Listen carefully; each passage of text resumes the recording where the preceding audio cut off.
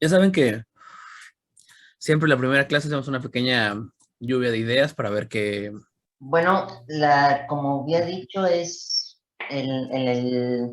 esa cosa del título o el nombre de la materia tiene que ver con los patologías de las respiratorias, ¿no? Y, Y sobre problemas cardíacas, ¿no? correcto. Porque es importante en fisioterapia. Pues por si una persona sufre un infarto o tiene problemas de respiración, hay que ayudarlo, ¿no? Correcto. De hecho, actualmente la fisioterapia cardiopulmonar está teniendo o va a tener, está teniendo y va a tener todavía más, eh, pues impacto actualmente. Hay mucho paciente post-COVID que no ha terminado de recuperarse. Entonces, pues es importante una buena fisioterapia. Lamentablemente las secuelas pulmonares obviamente siguen siendo la principal afectación y pues es importante que lo conozcan, ¿no? Y independientemente de eso, también México es un país que está sumamente relacionado con problemas de secuelas por infartos agudos al miocardio, problemas de insuficiencia cardíaca, problemas derivados de la hipertensión. También tenemos muchos problemas de EPOC, ya sea, bueno, principalmente en zonas o personas que viven en zonas, vamos a decir, un poquito alejadas de ciudades grandes.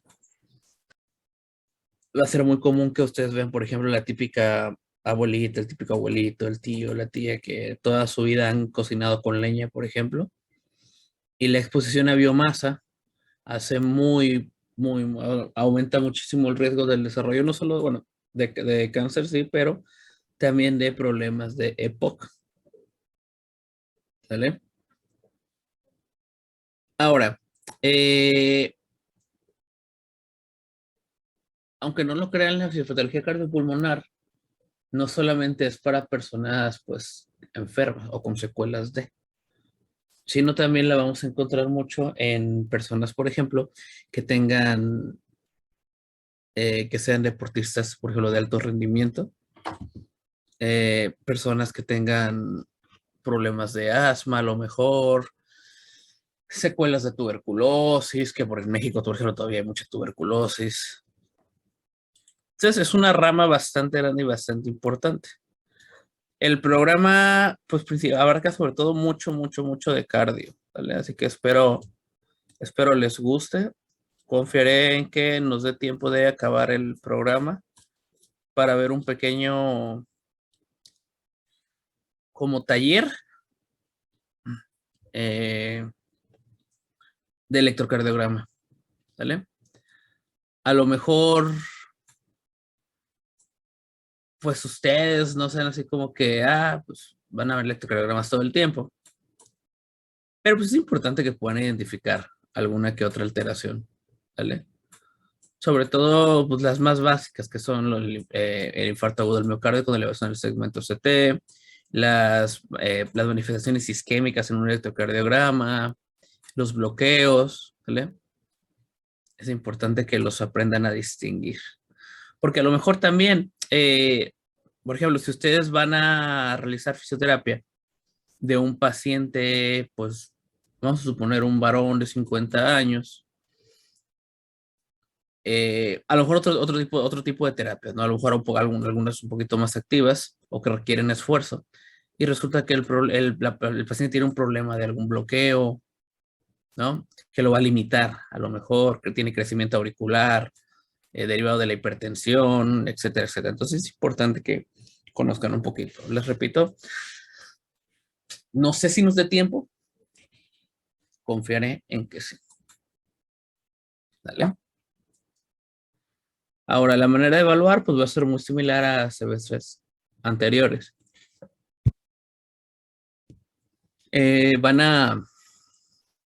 Van a realizar alguna que otra actividad que les encargue de vez en cuando. De hecho, muy rara vez, saben que casi no me gusta encargarles tareas a menos que se lo ganen. ¿Vale? Ya si ustedes se lo ganan, pues ya, ni modo, tendrán que hacer tareas. Los exámenes, pues los parciales tendrán que ser de la misma forma, seguirán siendo en la plataforma.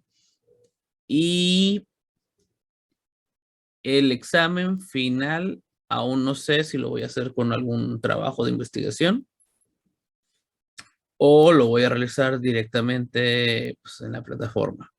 Si les soy honesto, preferiría ponerles algún trabajo de investigación porque es una manera en la que ustedes tienen que ponerse a pues, leer un poquito más, ¿verdad?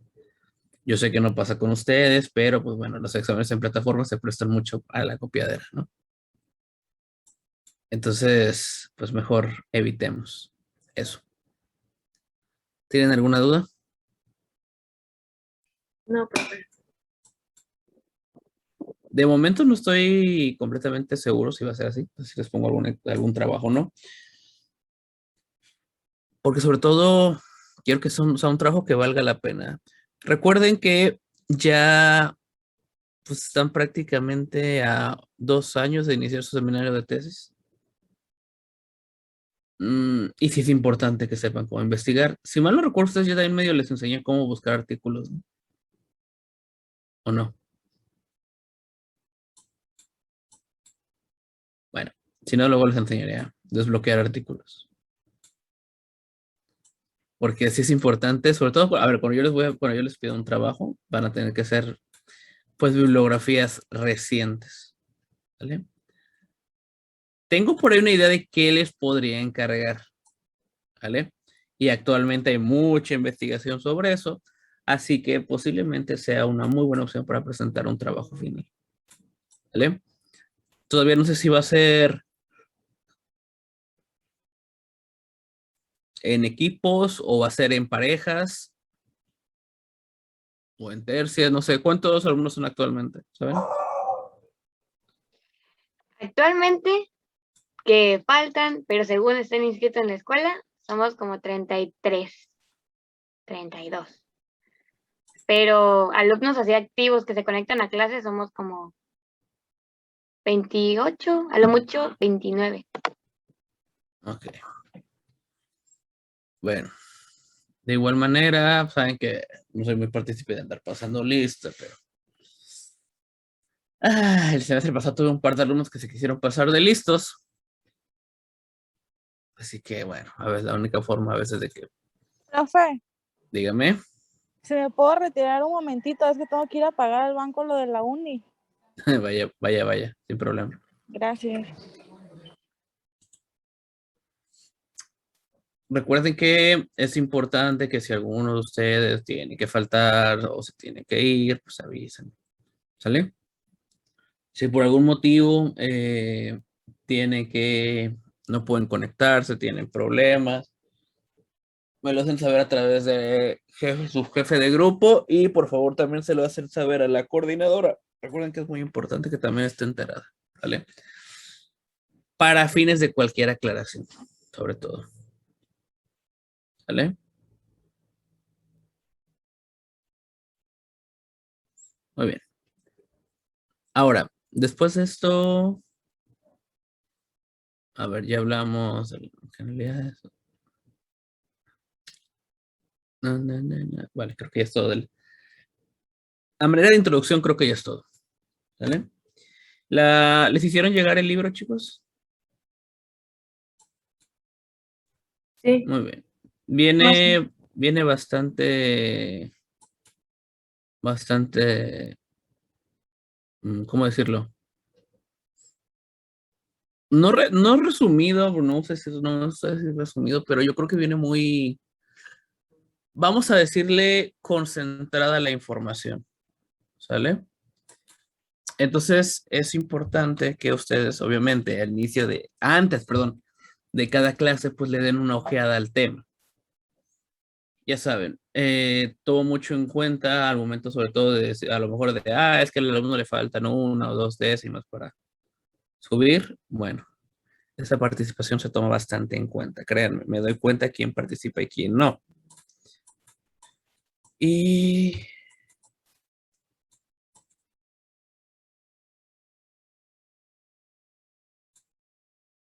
Espérenme.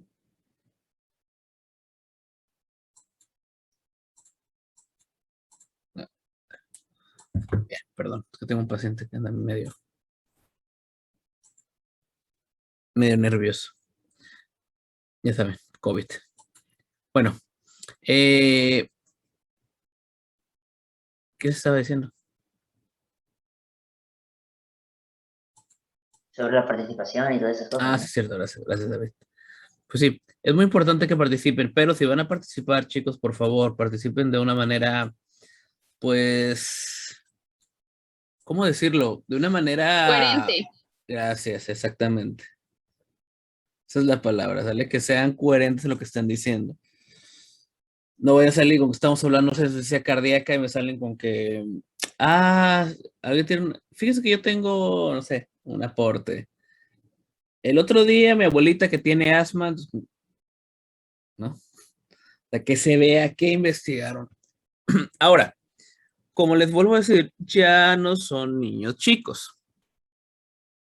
Ya con sus responsabilidades, yo creo que a esas alturas, pues han llevado un esfuerzo bastante grande en llegar hasta acá. Entonces, no lo desperdicien.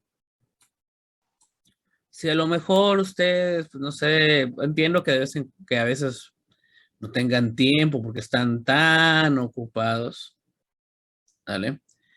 Pero pues, por eso mismo procuro ponerles alguna bibliografía que para ustedes sea pues, relativamente sencilla de leer, para que no haya el pretexto de que no, es que no puedo leer, no puedo estudiar, ¿verdad? Entonces, por ahí voy a ver si tengo algún otro libro que les pueda hacer llegar para que pues, puedan complementar. Ahora, afortunadamente o actualmente la investigación en la fisiopatología, bueno, en fisiopatología cardiopulmonar está muy avanzada, ¿sale? Y a cada rato estamos viendo artículos y a cada rato están saliendo actualizaciones en guías y a cada rato está viendo publicaciones nuevas. Entonces, si tienen también la oportunidad de un tema, corroborarlo con algún artículo nuevo, pues háganlo. Yo te los he comentado, normalmente los libros tienen un atraso por lo menos de unos 10 años. ¿Cómo lo verifican? Bueno, muy sencillo. Se van a las bibliografías del libro y van a ver los artículos de referencia. La gran mayoría pues va a tener un atraso entre 5 y 10 años, si no es que hasta más, dependiendo de la edición del libro. ¿Sale? El libro básicamente el libro es como la base. ¿Sale? Pero si ustedes pues, obviamente pueden pues mejorarlo, ya sería, bueno, pueden complementarlo, sería mucho mejor. A ustedes no les da inmuno, pero por ejemplo, eh, ustedes cuando estudiaron inmuno, habrán visto el tema, por ejemplo, se me fue el nombre, de la cascada del complemento, ¿vale? Se los mencioné, lo volvimos a hablar cuando tuvimos clases de reuma, pero bueno, en la cascada del complemento se hablan de diferentes vías. Actualmente se está investigando un modelo diferente que no se da en base pues a una cascada como tal, sino sino un grupo de desarrollo celular que dan como resultado una acción muy similar, ¿vale? Pasa de igual manera con la cascada de la coagulación, en su momento en patología lo vimos, ¿vale? Ese pequeño tema que les dio muchos dolores de cabeza, que actualmente existe, por ejemplo, un modelo celular de cascada de la coagulación. Entonces, te repito, el libro sí es una buena base, pero si ustedes pueden complementarlo investigando algo más, pues es mucho mejor. ¿Sale? Muy bien. ¿Alguien tiene alguna duda con todo lo que les acabo de decir?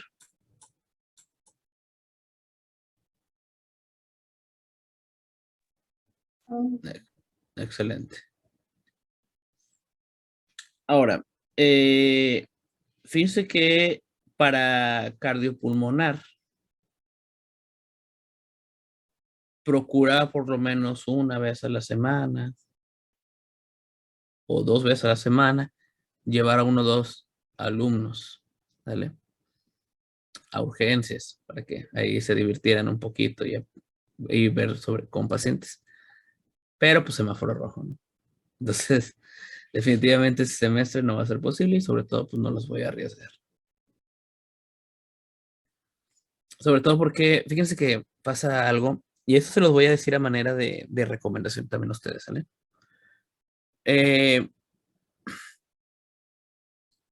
los hospitales actualmente hay áreas COVID y áreas no COVID, y normalmente existe algo que se conoce como triage respiratorio.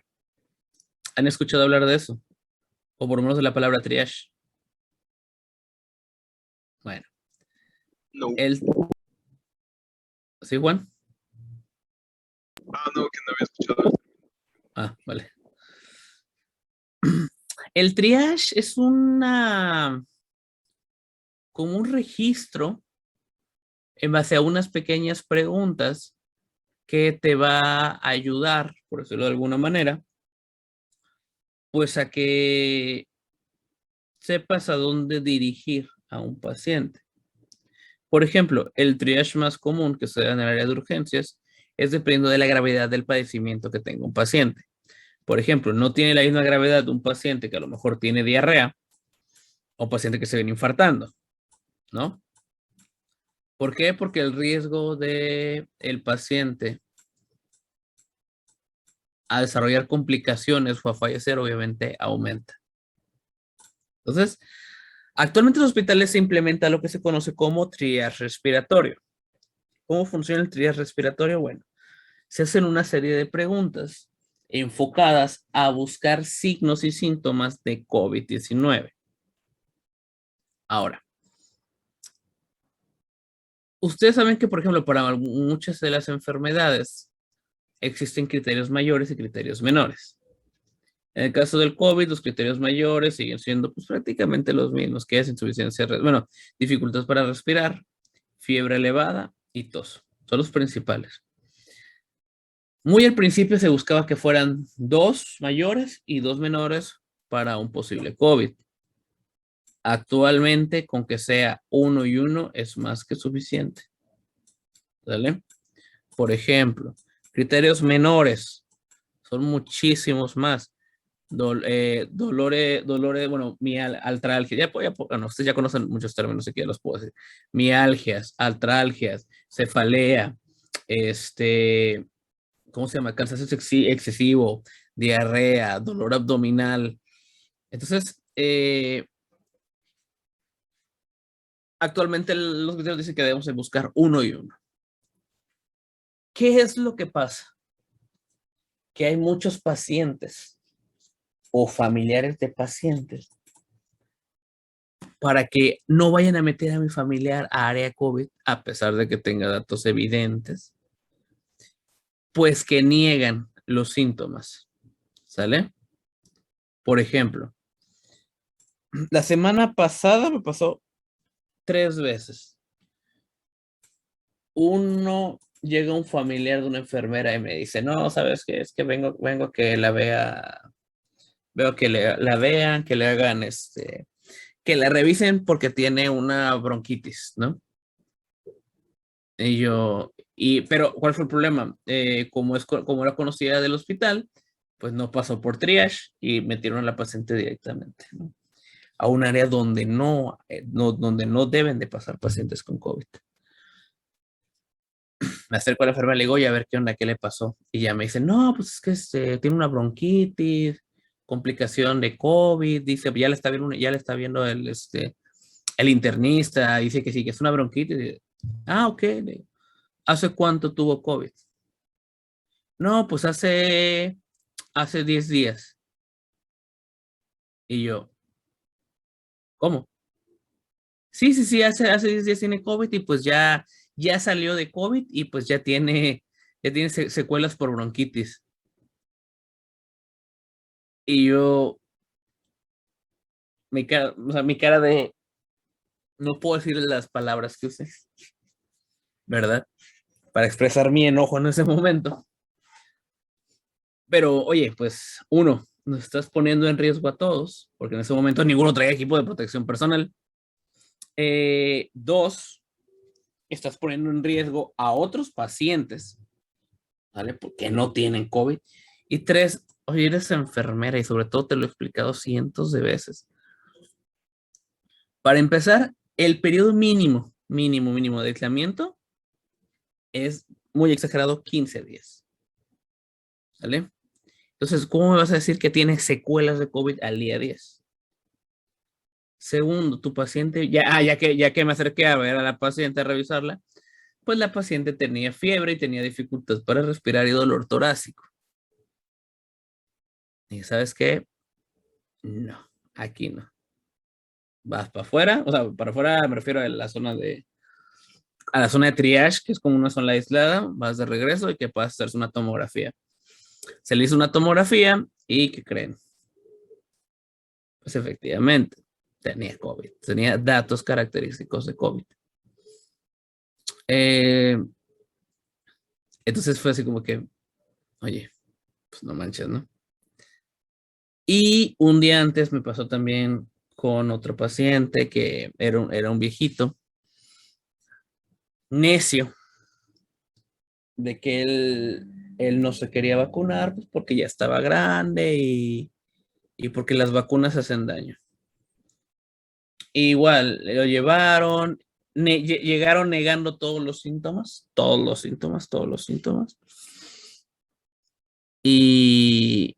Pero pues el viejito necio dice, ¿ha tenido tos? No, no, no. Y el viejito, ¿cómo no? Sí, llevo como una semana tosiendo. Y empezó a hablar y empezó a toser. Y yo, mira, ¿y ha tenido fiebre? No, no, para nada. No, sí, sí, cierto, sí tuve fiebre hace 2 días. Y así como que, chicos, esto se los comento a manera de que sean empáticos, en serio. O sea, no es un juego, ¿vale?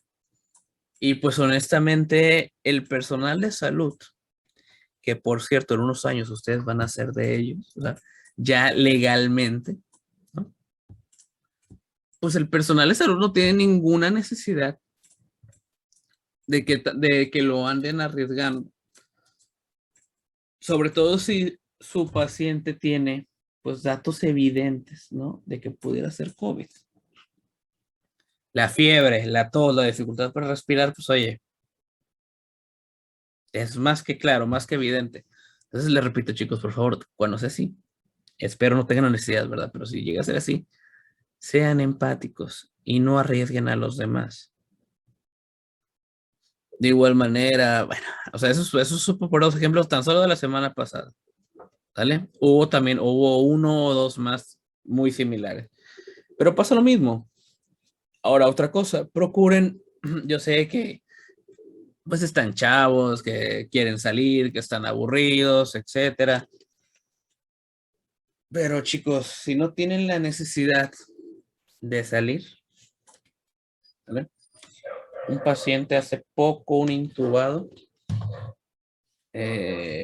tenía pues, marcas de bronceado, muy bien hecho, ¿vale? Andaba en la playa el muchacho, ¿no? Entonces, si no tienen necesidad de salir, honestamente, chicos, no salgan, no se arriesguen. ¿Saben qué es lo chistoso? Que ese paciente estaba vacunado. ¿Vale? Lamentablemente,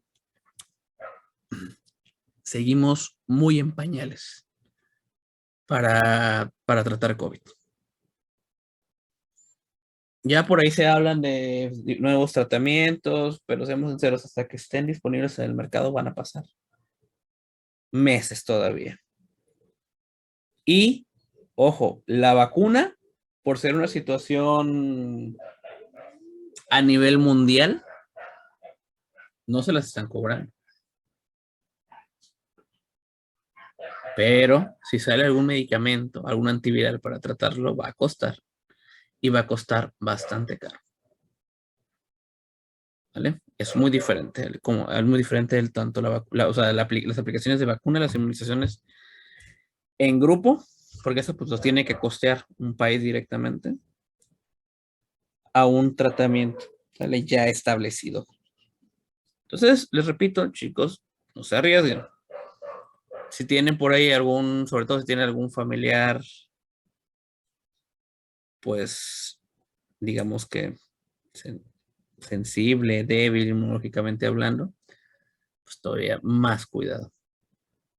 ¿Sale? Pero bueno, ¿de aquí alguno ya tuvo COVID?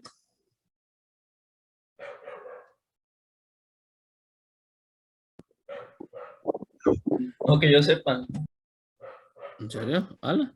Excelente, muchachos. Pues sigan así. Sigan así, porque en serio, está muy, muy, muy fea la cosa. Hace poco, de hecho, se habló aquí en Veracruz de un bebé que falleció por COVID. 9 meses. Como tal, no lo mató la dificultad respiratoria, pero sí las complicaciones de las fiebres tan elevadas. Entonces, pues les repito, yo creo que no hay ninguna necesidad de andarse arriesgando. ¿Vale? Entonces, vuelvo a lo mismo. Chicos, si les tienen la oportunidad de vacunarse, por favor, no la desperdicien. No hagan lo que pasó en Ciudad de México, de que, ay, es que si no es Pfizer, no me vacuno. Si alguno de ustedes vieron la película fue la última que vi de Rápidos y Furiosos, porque no salió después de esa fase como que ya, me dejó de gustar. Reto Tokio. No, oye la frase que dice uno de los japoneses que es mejor, ¿cómo dijo? Es mejor una rebanada de poco que mucho de nada. Entonces, la vacuna que les toque, muchachos, póngansela. Mejor estar vacunado con algo que tenga 60% de efectividad a nada. ¿Vale? Y ojo, actualmente están investigando, digo, ya para concluir esto, ¿no? Actualmente están investigando de la inmunidad que pueda llegar a causar la combinación de dos tipos de vacunas diferentes. ¿Vale? En una situación como esta, créanme que la investigación, prácticamente todo el mundo se centra en eso. Por la repercusión tan grande que puede tener. Aparte que actualmente es mucho más fácil publicar. Ahorita muchos hospitales, no voy a decir el nombre del hospital, pero hay uno en Veracruz que está sacando protocolos como si fuera pan caliente. Lo más chistoso es que queda a nombre del director del hospital, que el director ni es neumólogo ni es internista. Vaya, ni siquiera tiene idea de cómo funciona el cuerpo cardiopulmonarmente hablando. Pero pues pertenece al jet set veracruzano. En fin, es lo que hay. Así las cosas en las ciencias de la salud. Por otro lado, ya para concluir el tema de inmunidad, ahora sí, ya entraron a fase 3 las vacunas para VIH. El tratamiento para VIH es el avance más grande que ha tenido la investigación para el tratamiento del virus de la inmunodeficiencia humana. Qué bueno por la gente, o sea, por la gente que está contagiada, la verdad que chévere. Chicos, la neta, si quieren desarrollarse mucho en su ramo, investiguen. A ver, y váyanse de México, la verdad. La investigación en México es muy mal recompensada. Muy, muy mal recompensada. Y poco apoyada. ¿Vale? En fin. Pues... Bueno. Ahora sí. Entramos a tema. Bueno. Más o menos a tema, porque no tengo la exposición de la primera clase, porque Digamos que alguien le dio lo geek y se puso a armarse una computadora y no terminó de pasar la información. Entonces, le dio prioridad a otras cosas en lugar de pasar las cosas de la universidad. Pero bueno, detalles, muchachos. Muy bien. ¿A ustedes les hacen llegar el temario? ¿O te lo tengo que hacer llegar yo? Ah, interesante. Bueno, te los hago llegar en un rato. Que apenas voy a terminar de pasar toda la información a la computadora. Pero bueno, básicamente nosotros empezamos con cardio. El temario no viene muy complicado, pero sí le vamos a poner un poquito de, pues vamos a decirle énfasis a los temas pues, más grandes de cardio, entre los que se incluyen hipertensión arterial, infarto e insuficiencia cardíaca, ¿sale? Obviamente vamos a ver otros trastornos como valvulopatías, por ejemplo, etcétera, etcétera. Pero, déjenme ver si puedo recuperarla de un correo.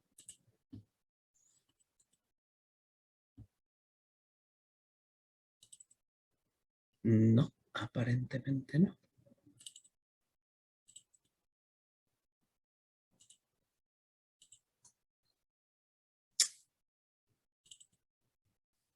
¿Cómo se la mandé a la coordinadora? No encuentro el correo. Bueno, pero si mal no recuerdo, entre los primeros temas, pues es lo típico, la anatomía del corazón, ¿sale? Para comenzar, cómo es los componentes, qué es el miocardio, qué es el pericardio, qué son las válvulas, qué es el riesgo cardiovascular. Chicos, ¿se acuerdan qué es el riesgo cardiovascular? Se los pregunté en patología.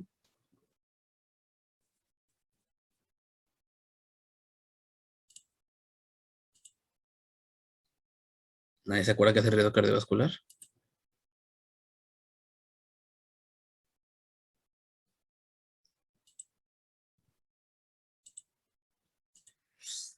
¿Es en serio? No sé, bueno, Que recuerde, según yo, es la probabilidad que tenías de tener un infarto o algo así, ¿no?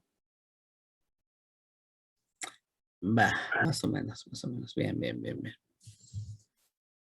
¿Y qué factores tomamos en cuenta para calcular el riesgo cardiovascular? Las pruebas latidos del que corazón. investigué en ese tiempo te pedían entre colesterol, si fueras fumador, y no me acuerdo qué otro dato. Obesidad. Muy bien, ¿qué otro? Los latidos del corazón. No, precisamente. Género, y creo que raza también. Correcto. Género, raza. ¿Qué más? Edad. Edad, correcto. ¿Qué otra cosa dijeron? ¿O bueno? Hipertensión. Hipertensión, sí, esa. La menopausia. ¿Sí me escuchó? ¿No me escuchó? No, bueno. Herencia. Correcto, sí, tiene un poco que ver la herencia. Profe, La menopausia. Eso entra entre género y rango de edad, que ya lo comentaron, pero sí. Oiga, el estrés. El estrés como tal, no, fíjate que no está, no. A ver, sí influye. Sí La influye depresión. Oiga. La herencia genética. Ya lo dijeron. David, La depresión. fíjate que como tal no se toma en cuenta. Pero, ojo, no es tanto la depresión, pero sí la ansiedad puede involucrar, bueno, o sea, sí, también la depresión, pero principalmente los trastornos de ansiedad involucran mucha respuesta cardiovascular. Así que no es tan descabellado, pero actualmente no se incluye. ¿Algún otro? ¿Actividad física? ¿Le dijeron No, frecuencia cardíaca? Yo ya. estaba hablando, profe. Yo estaba hablando. Y no, Fernanda. Ok. Falta uno muy importante. También tiene que ver con la circulación ¿no? sanguínea. Uno a la vez, muchachos. ¿Cómo? Profe, también tiene que ver con la circulación sanguínea. A ver, es parte de, así que Dijeron obesidad, dijeron diabetes, ¿no? Y sí. colesterol, no, nada. A ver, esto lo vimos en patología. ¿Cuál es la principal causa de que tú te puedas infartar? Por un trauma. A ver, en los adultos mayores aumenta el riesgo, ¿eso es cierto? ¿Cómo se llama esa triada?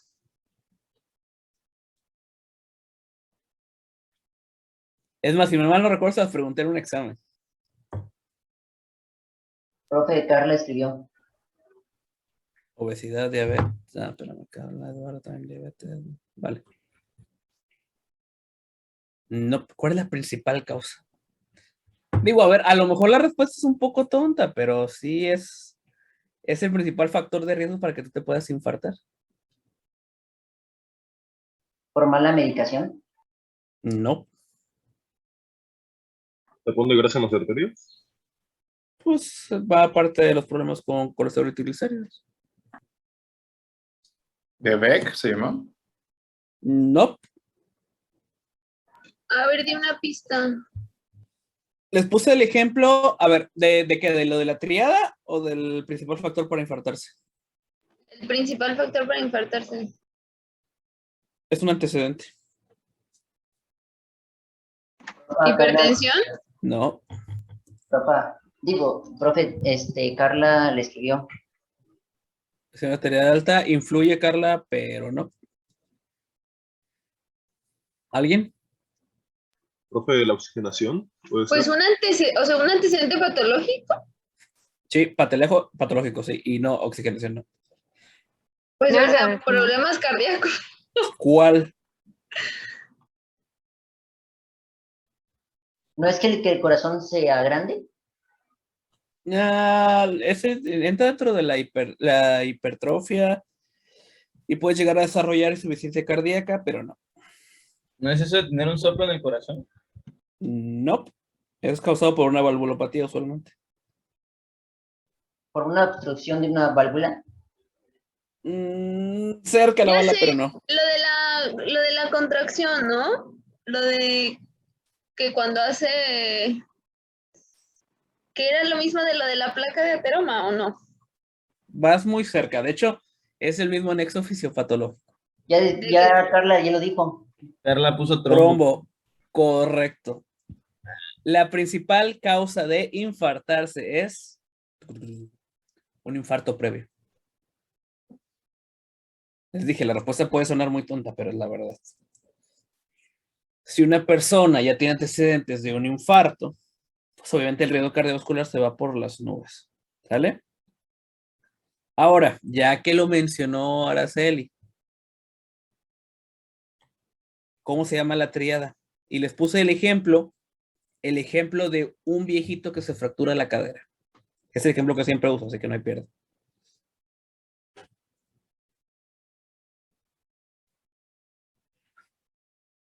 Para desarrollar una trombosis.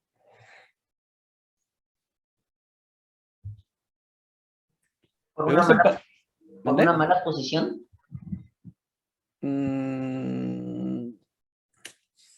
A ver, sí influye, sí influye. No una mala posición como tal, pero la posición.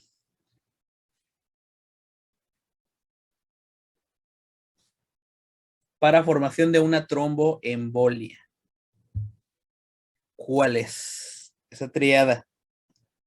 Y ya de paso, ¿qué incluye? La triada. O sea, la triada se refiere a lo que había dicho que eran los puntos que eran las personas más propensas a un trombo, ¿no? No. Araceli ya dijo la respuesta a Carla. Y está en el chat. Retorno venoso, no, tampoco es.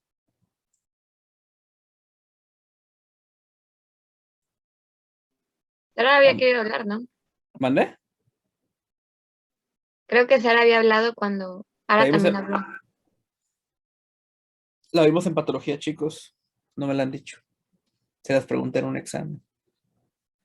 Es que Es no que sé yo solo cómo me se acuerdo de una, pronuncia. pero era... Yo me acuerdo de... Ay, o sea, Son- que era... son no tres me acuerdo estados, de su nombre. Son tres. No me A ver, acuerdo- bueno, a ver, dime los elementos. Dime los No me elementos. acuerdo de su nombre, pero era de lo que eran las personas. O sea, que si su edad, que No. si no era, que era de Virchow, eso. Virchow, correcto, la tríada de Virchow, perfecto. Ahora, ¿cuáles son los componentes de la tríada de Virchow? Ah, pues eran esos, ¿no? La ¿No edad, era ¿no? ¿no era una lesión endotelial que Correcto, causaba un trombo? correcto. Es una, faltan dos.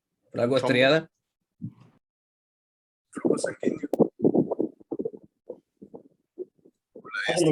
¿Alguien le sopló? ¿Quién? A ver, faltan dos. Vamos, vamos, vamos, chicos. ¿No es por la formación? ¿Cuál fue la primera que dijeron? Uno, daño endotelial. Dos, es muy similar a lo que dijo Carla, pero tiene otro nombre. O bueno, no, tiene otro nombre, no, tiene un agregado.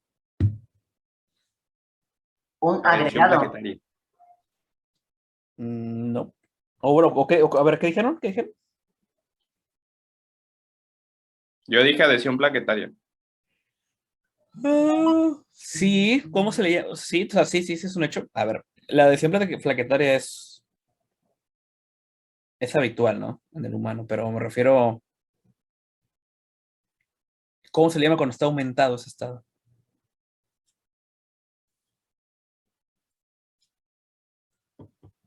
Mm, A ver, ya, les doy chance de que la googleen rápido. Según me parece hipercoagulabilidad, lesión endotelial y esta. ¿no es coagulación? Como lo que dijo Correcto. ¿Vale? Lo de la adhesión plaquetaria es un estado de hipercoagulabilidad. Y la estasis es precisamente por una lentitud en el retorno venoso. Entonces, ¿quién cumple con esos criterios? Por ejemplo, un abuelito que se fracturó la cadera. Va a estar en cama, lo cual causa una estasis venosa. Va a tener un estado de hipercoagulabilidad porque hay un daño y al haber una fractura, obviamente, pues tiene que haber reparación y por lo tanto también fomenta que se formen coágulos. Y el daño a la pared endotelial pues es causado, uno, por la edad, dos, por patologías adyacentes como por ejemplo hipertensión arterial y tres, por la misma lesión que hubo en la fractura. ¿Vale? Entonces, les repito, el ejemplo más clásico o el más, pues para que se acuerden más fácil, pues es el típico abuelito que se fractura la cadera, ¿vale? El viejito que se fractura la cadera. Y cumple, les repito, con los criterios para la famosa triada de Virchow. Maestro, ¿no tiene que ver ahí por tanto tiempo estar sentado o acostado? Sí, claro, o sea, eso es precisamente, ve David, no he visto.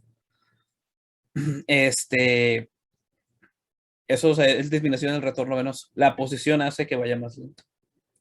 Y obviamente al no mantenerse activo, al no estar caminando, no estar moviéndose, pues se va haciendo más lento. ¿Sale?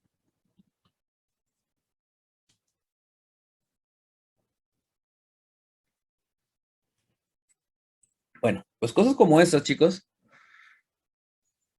son sumamente importantes al hablar de fisiopatología cardiopulmonar. Son esos estados que ustedes deben de tomar en cuenta antes de realizar cualquier tipo de terapia física. Vamos a suponer, les llega un paciente,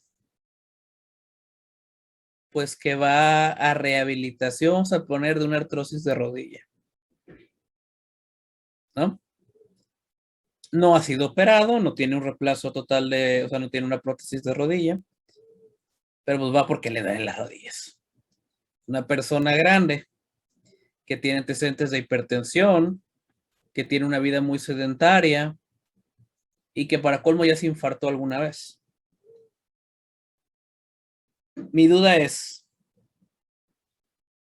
¿ustedes pueden realizarle algún tipo de terapia que involucre algún esfuerzo en extremidades?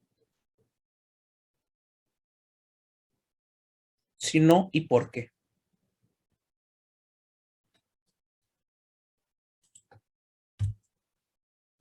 A ver, ¿me puede repetir cómo era el caso? Una persona de 60 años con artrosis de rodilla, hipertenso y con antecedentes de un infarto.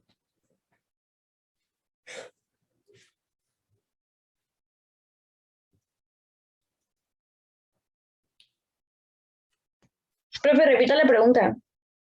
¿Pueden realizarle algún tipo de fisioterapia que involucre esfuerzo en extremidades inferiores? La persona se la ve prácticamente sentada o acostado. Bueno, yo pienso que no por los antecedentes, no. Personalmente pienso que sería peligroso, tal vez. ¿Por qué? Porque ya hay una, ¿cómo se llama? Ya tuvo una vez un infarto, ¿no? Entonces ya lo hace más propenso. Correcto. ¿Por qué? Porque pues si dice que no, prácticamente no hay actividad, entonces pues como que ponerlo así de un día para otro tal vez sería contraproducente, incluso hasta dañino para el paciente. ¿Por qué? Porque pues ya tiene como que secuelas, bueno, ya está, es más propenso, ¿no? A que le dé otro ataque por el sobreesfuerzo que va a tener. No precisamente le va a dar un ataque como tal. A ver, Porque puede ser que también el paciente tenga, debido también por herencia, puede ser que también otra persona, un familiar suyo lo tenga y es por eso que puede presentar los síntomas, pero no podemos darle como tal el tratamiento a una persona con esa enfermedad. No sé si Tengo una duda yo. a ver, ahí, espérame, David, ahí estaríamos suponiendo, vamos a decir que no tiene antecedentes de problemas cardíacos en familia.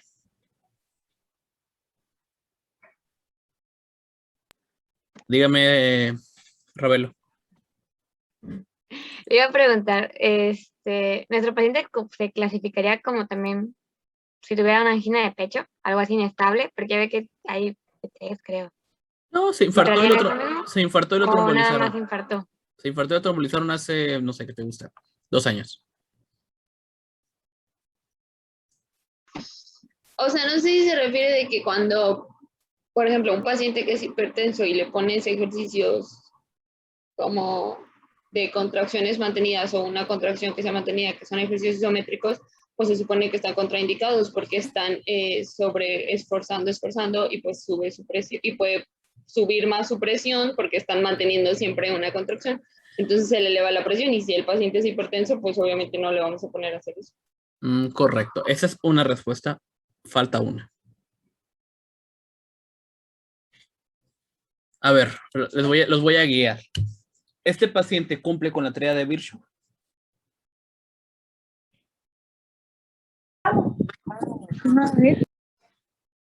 ¿Cómo?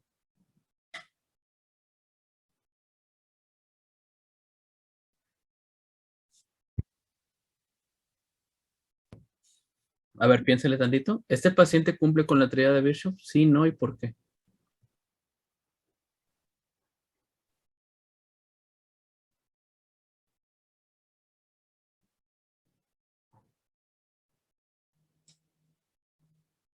¿Nadie? Pues sí, ¿no? ¿Por qué? Pues tiene hipertensión, Ajá, ¿y eso qué? ¿Y eso cómo? ¿Y eso qué? pues entonces es más ¿Qué causa? lo de éstasis en el sangre, No. lo de hipercoagulación. No. A ver Yo si ahora sí digo- a ver si ahora sí ya la tienes. Te queda una opción. Lesión endotelial. Correcto, muy bien. Yo digo que sí, ¿Por qué? pues uno, como ya habían dicho, pues es hipertenso y casi puede cumplir algunos estándares de esto, de lo que del bicho. Sí, pero ¿cuáles y por qué? ¿Con qué los cumple? Ya dijeron uno, es hipertenso y por lo tanto tiene daño endotelial. ¿Qué más? Puede que tenga una investigación en la actividad física. Correcto, ¿y eso en qué afecta? A ver, ya les dije, tiene una vida muy sedentaria. Éstasis en sangre. Correcto. también por falta de oxígeno. No. Y pues ya nada más queda lo del infarto, que es Le condiciona a un estado de hipercoagulabilidad. ajá. Ahora, vamos a suponer que, bueno, pues el paciente pues, dice, no, pero es que yo estoy bien, un electrocardiograma sale bien, todo bien, ok. ¿Aún así pueden realizarle fisioterapia?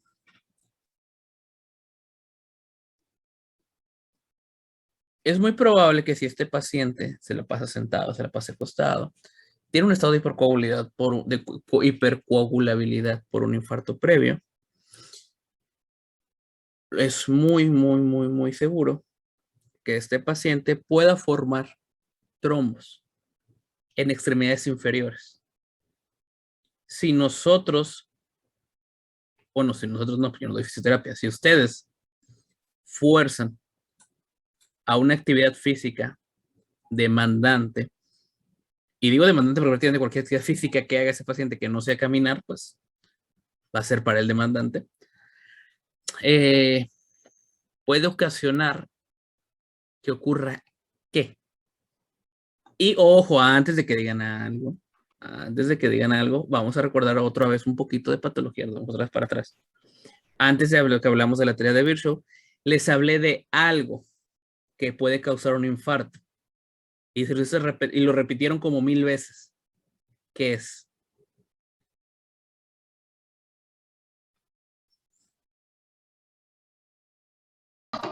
¿Embolia?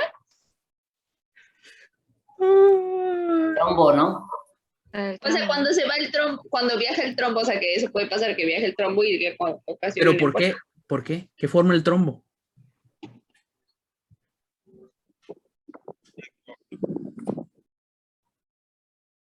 Por, pues un tapón, o sea, no permite el flujo. por falta también de ejercicio y por No. Vamos ahorita a olvidarnos de esos factores, ¿sale? Vamos a irnos un poquito más a la fisiopatología. ¿Qué causa el trombo? Acuérdense que eso lo repetimos cientos de veces. Coagulación. Trombosis. Correcto, la placa de ateroma, correcto. Si nosotros ponemos al paciente, obviamente, que a que realice ese tipo pues, de ejercicios, de esfuerzos, etcétera, corremos el riesgo a que una placa de ateroma se rompa. Acuérdense que, ¿qué pasa cuando se rompe la placa de ateroma?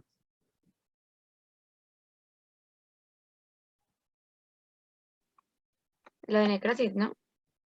No.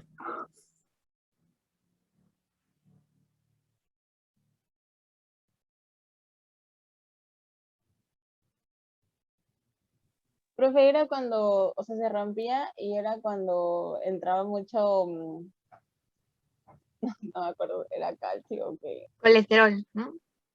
puede provocar una trombogénica al contacto de sangre.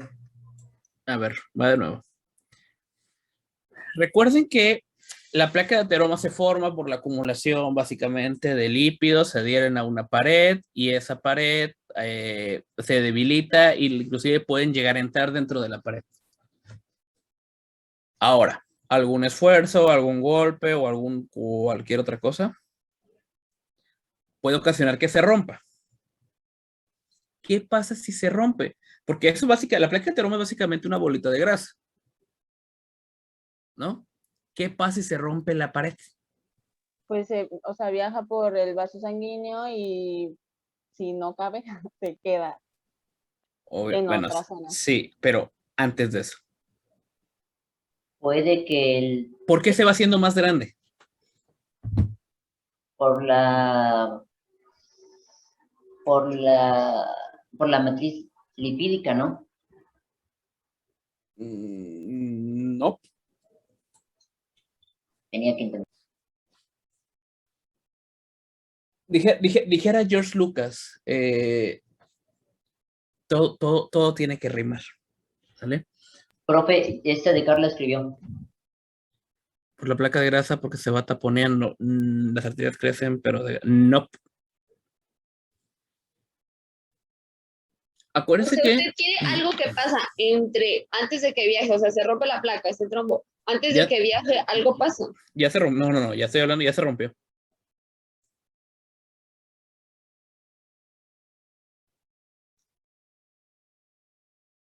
A ver. Cuando se rompe, también puede llegar a romper parte del vaso. ¿Ok?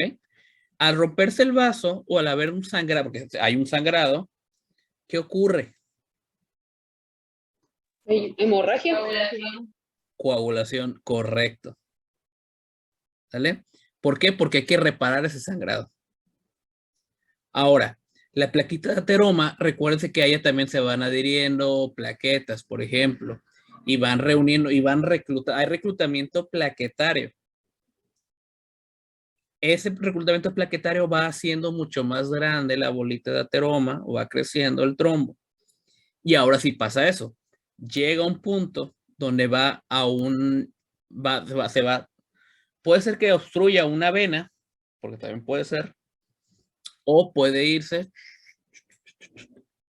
y cuando llega el corazón, llega por dónde llegan. ¿A dónde llega el retorno venoso del corazón? Hacia la aorta. No. Eso lo tuvieron que haber visto en anatomía. O sea, la vena cava superior, ¿no? No, es el A ver, si estamos hablando de intermedias inferiores, sería la inferior, pero vale. ¿A dónde desembocan las dos cavas? uno va hacia, los dos no van hacia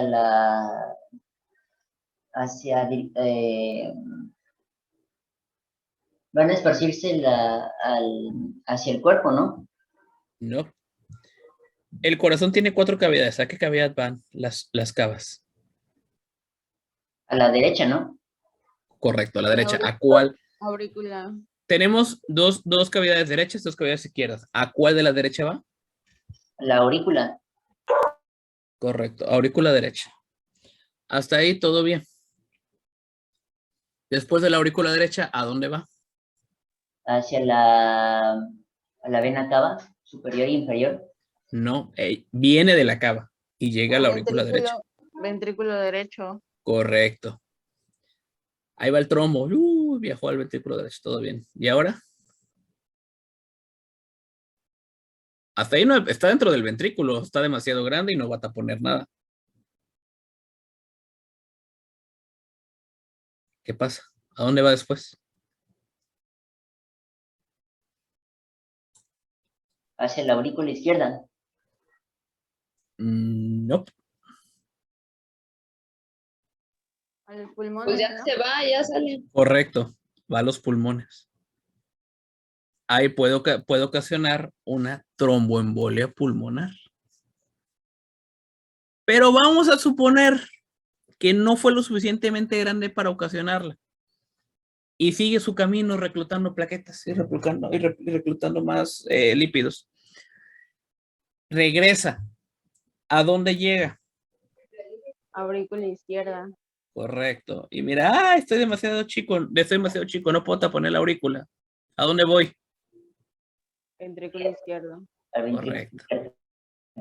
Y del ventrículo izquierdo sale a través de La Vena cava superior. cava superior e inferior. no. Por la aorta, ¿no? Correcto.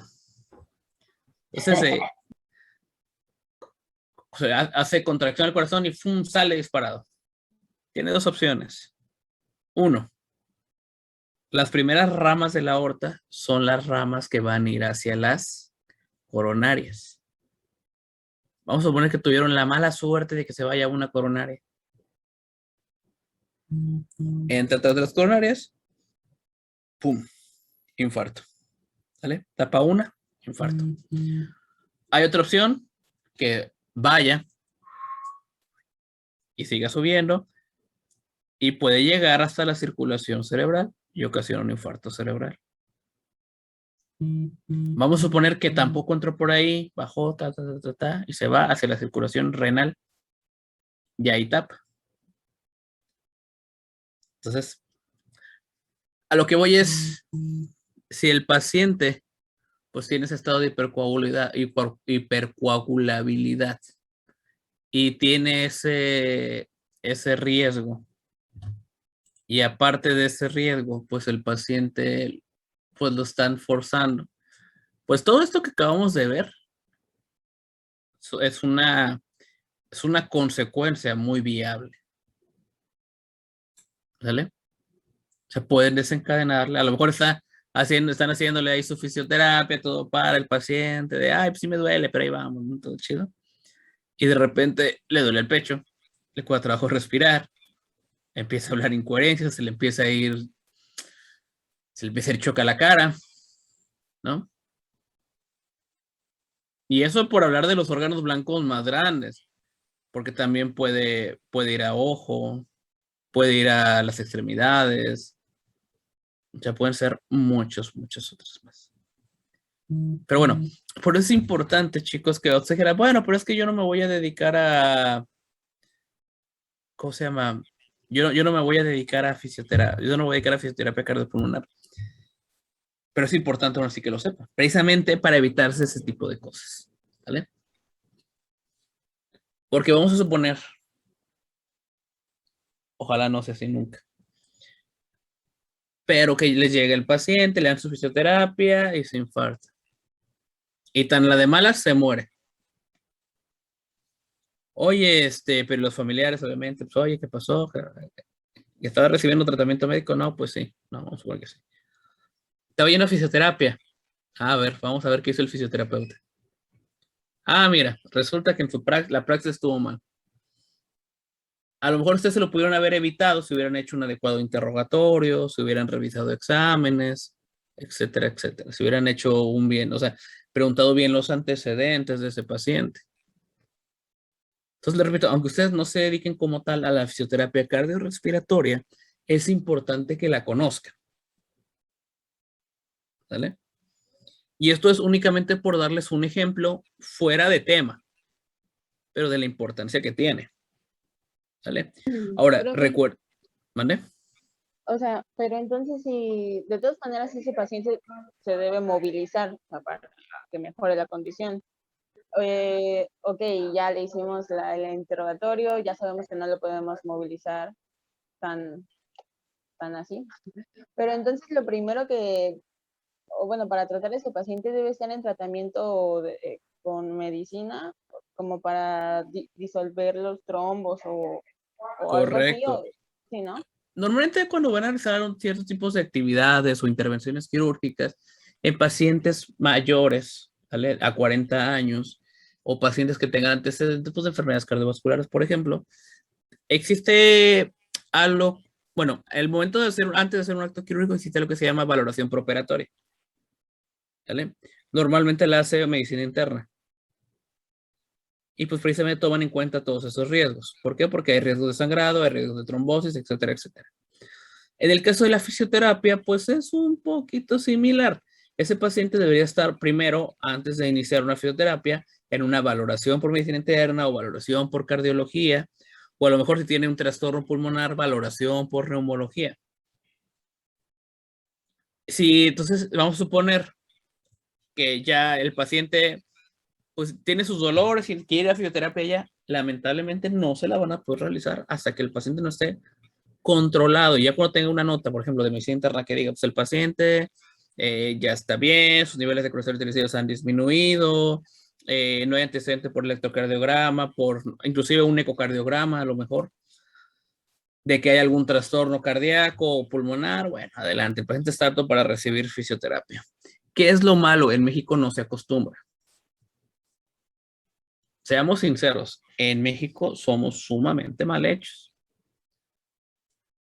Y no se acostumbra a este tipo de cosas. Y el paciente muchas veces lo hace por, ay, pues es que,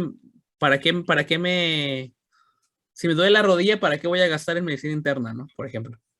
O en cardio, o etcétera. Entonces, precisamente para evitar eso.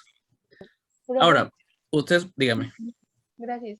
Pero, por ejemplo, si el paciente o que le duele la rodilla, pero no va a ir con, bueno, por lo regular no va con el fisio, sino que va con el trauma. El trauma es el que entonces tienen que hacer esto, o sea, que lo debe valorar como para saber si sí puede proceder a fisio. Sí, No. debería ser así. Debería. Pero voy a lo mismo. Muchas veces, mira, actualmente no hay muchos traumas que deriven pacientes a fisio. Que no sean secuelas de algún otro trastorno. Normalmente ese tipo de patologías del trauma le diría, ¿sabes qué? Te voy a cambiar la rodilla y punto. Vamos a suponer que el paciente se niega. Le va a dejar tratamiento para el dolor y hace ejercicios en casa y ya. Sobre todo los traumas más grandes. ¿Vale? Los que son más jóvenes ya son más de derivar a fisioterapia. Pero en algunas ocasiones los envían directamente, sin necesidad de que haya valoración por cardio. Por ejemplo, yo tengo, o sea, no tengo ya no tengo abuelitas. Tengo una conocida, una abuelita, que la persona tiene problemas en las lumbares. En las lumbares, tiene una hernia, no me acuerdo a qué altura. ¿Sale? Y esa hernia también le da problemas radiculares, le da problemas de radiculopatía. Obviamente la tengo que mandar a trauma, o sea, yo la mandé al trauma y el trauma la había mandado directamente. Ah, sí, no, la voy a mandar aquí a fisioterapia, porque trabaja, de hecho, tienen una clínica donde trabajan juntos, trauma y fisioterapia. Y le dije, oye, doc, le digo, la paciente tiene un problema de, ¿cómo se llama? Tiene un problema isquémico. No tiene que ver la cardio entonces. O sea, la mandó directamente. O sea, por aquí llegó, hola, mucho gusto, mira, aquí están los fisios. ¡Pum! Si no le llamo, ni cuenta se da. Entonces es como que, oye, pues, por te digo, es importante que ustedes también hagan una, por eso se supone, por eso ustedes también llevan propedéutica, ¿no? Para que sepan interrogar. Bueno, se supone que llevan propedéutica. Para que sepan interrogar, para que sepan explorar, para que sepan interpretar y sepan correlacionar signos y síntomas. Y les repito, es una forma en la cual ustedes pueden evitarse muchos problemas. Entonces, por te digo, sí, en teoría trauma lo que tiene que haber hecho es mandarla primero con cardio y ya después que cardio diga, todo está bien, adelante, pues ya la ven ustedes. Pero no siempre ocurre así. Muchas veces que porque el paciente quiere que ya se le quite el dolor. O sea, el paciente tiene meses con el dolor, pero quiere que se le quite ya, ¿no? O sea, no se atendió antes, pero dice, ya es que ya me aburrí, ya quiero que se me quite el dolor. Es como que el paciente está insistente y pues, muchas veces se saltan esos pasos sumamente importantes. El problema es que eso es saltarse pasos les puede traer problemas para su carrera, porque es una mala praxis. Y una mala praxis está está penada, obviamente. Pueden correr el riesgo, inclusive, si la persona por ahí tenía buenos contactos, hasta de perder su cédula. Y pues como que perder su cédula y 5 o 6 años de inversión en estudiar para que por ganarse un poco más de dinero o querer hacer las cosas rápido o saltarse un proceso, la vayan a perder, pues como que no. ¿Vale? Lamentablemente, les repito, México es un país donde en cuestiones administrativas en relación a la área de la salud estamos muy mal. Y no se hacen las cosas muchas veces de manera adecuada. ¿Quiénes pagan el riesgo? La primera línea. ¿Vale? O sea, los que ven directamente al paciente. Como por ejemplo el caso que les puedo hacer a todos los pacientes COVID, ¿no? O sea, ¿quiénes son los que están en riesgo? Los que estamos ahí. Pero bueno. Entonces, esta pequeña charla, pues es para eso, para que ustedes se den cuenta que independientemente de que a lo mejor no se vayan a dedicar a eso, pues es importante que conozcan las principales patologías cardiovasculares. Les repito, cardiovasculares y pulmonares. Les repito, vamos a ver cosas como infarto, vamos a ver cardiopatías hipertensivas, vamos a ver miocardiopatías, vamos a ver inclusive neoplasias, a lo mejor si nos lo saltamos, honestamente, vamos a dedicarle un poquito más a ciertas cosas, vamos a ver enfermedades pulmonares de origen vascular, vamos a ver manifestaciones pleurales, por ejemplo, enfermedades obstructivas de los pulmones, porque obviamente pues no vas a manejar igual a un paciente que tiene asma, a un paciente que tiene POC, a un paciente que a lo mejor tiene dificultad respiratoria causada por una insuficiencia cardíaca. Sí, en la estrés el paciente va a llegar boqueando a lo mejor, pero pues no le vas a dar el mismo manejo. La fisiopatología de la enfermedad es completamente diferente. Y eso es lo que ustedes deben de aprender a comprender y diferenciar. ¿Vale? Bueno. Para la siguiente clase, muchachos, van a estudiar anatomía del corazón y fisiología del corazón. Vamos a hablar obviamente de partes del corazón. Vamos a hablar de circulación. Vamos a hablar de sistema de conducción. Y básicamente eso. ¿Vale?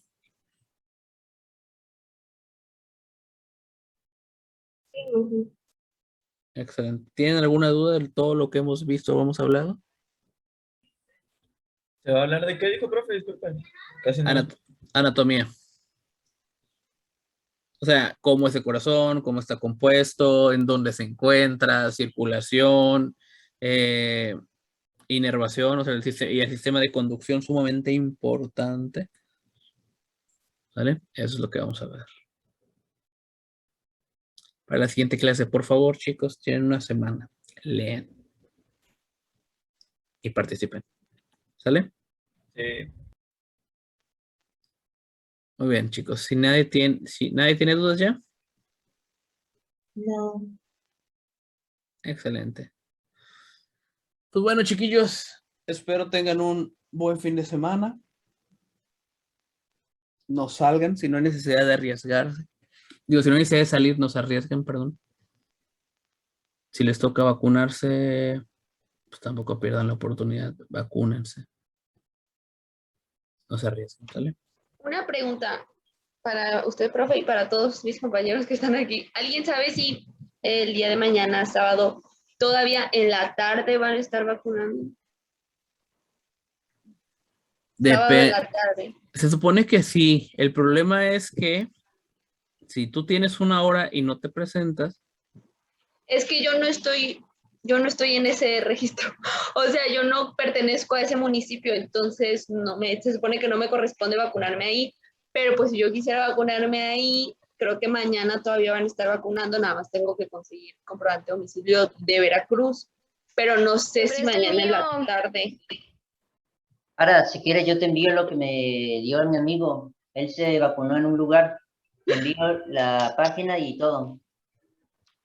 Yo te diría que fueras al del estadio de Pirata Fuente, porque en la Naval o en otros lugares los regresan. Sí. Y ahí en el Pirata Fuente tengo varios que fueron ahí y no eran del municipio y los aceptaban. Nada Sí. más si te llegan a preguntar, si diles como, me cambié de domicilio o algo, porque si no les echas como un buen choro o algo, sí te regresan. Que te sentaste o algo. Le puedes aplicar la de, es que mire,